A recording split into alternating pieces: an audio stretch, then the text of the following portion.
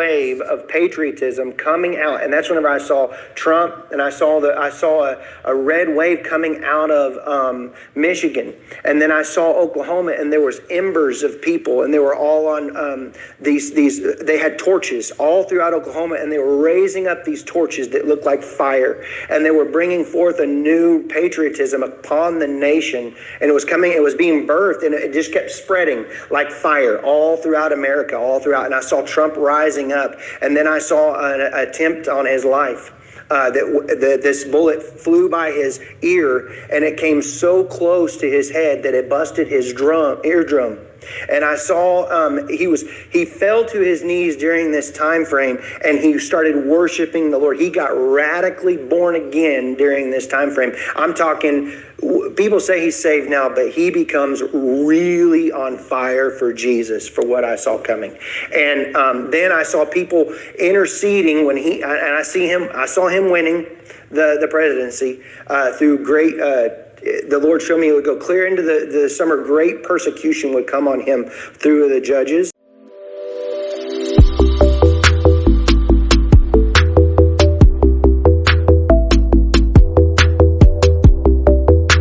Let's be clear about something.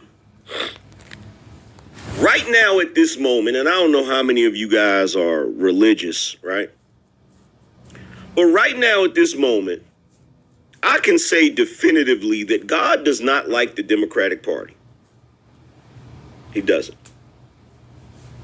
He doesn't. Why do I say that? Well, there's a couple of reasons. One, the way that bullet narrowly missed Donald Trump, the only explanation for it is divine intervention. There's no other way to describe it.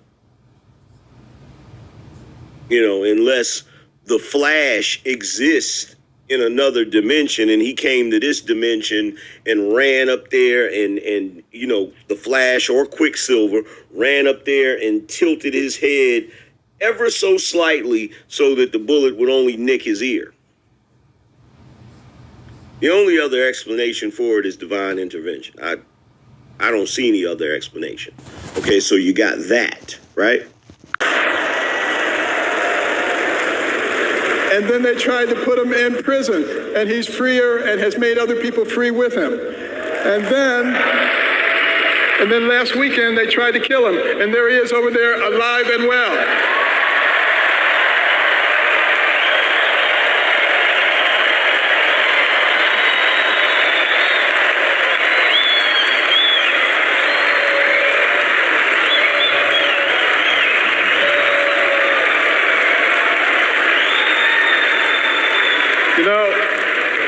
I have no doubt that God lowered a shield of protection over President Trump. Bureaucrats think they can run over your lives, overrule your values, meddle in your faith, and tell you how to live, what to say, and where to pray. But we know that parents, not bureaucrats, know best how to raise their children and create a thriving society.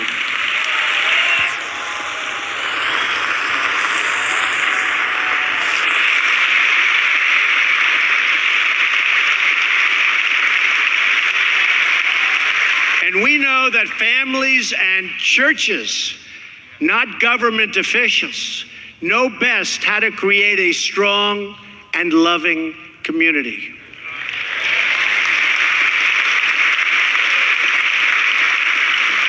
And above all else, we know this. In America, we don't worship government, we worship God.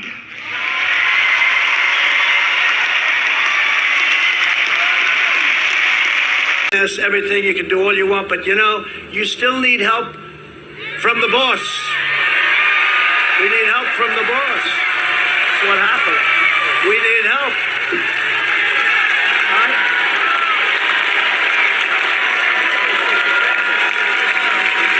Yeah, we need help. It's all right to say it. Now, they'll criticize me for that. How dare he say that?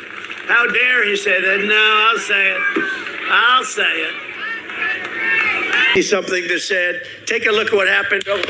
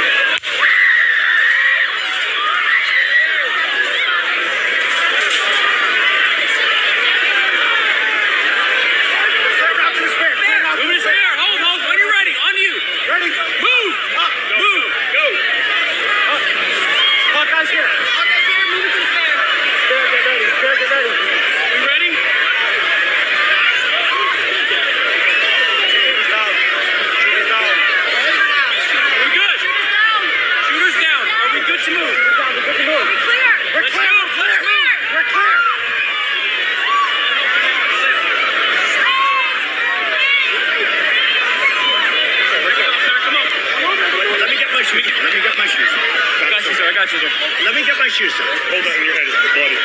So we gotta move to the bus. Move to the bus. Let me get my shoes. Okay, watch out. Wait.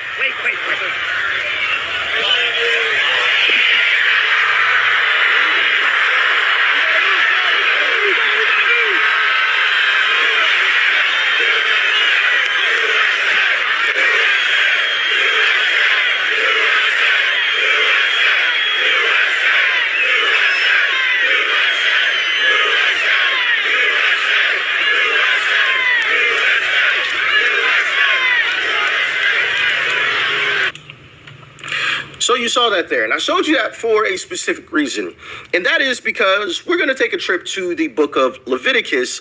More specifically, we're going to be talking about Aaron and his sons who went through an ordination, and what happened during that. There was three things: the right ear, the right thumb, and the right foot. Obviously, we know Trump got hit in his right ear, okay? Immediately, he picks up his right hand to check to see what happened. Right hand. In that video clip, you also heard him say, as they stood up, you know, shooters down, shooters down. They stand up, and he's like, wait. Let me get my shoe. So his shoe came off in that whole scuffle as Secret Service was trying to cover him and protect him. Now, let's read some of the scripture here. We're going to start verse 14, and we're going to read on. Actually, you know what? Let's start verse 18 and read on, because we don't need to read all of it. I don't want to keep y'all here too long today. All right, so the verse 18. He then presented the ram for the burnt offering, and Aaron and his sons laid their hands on its head.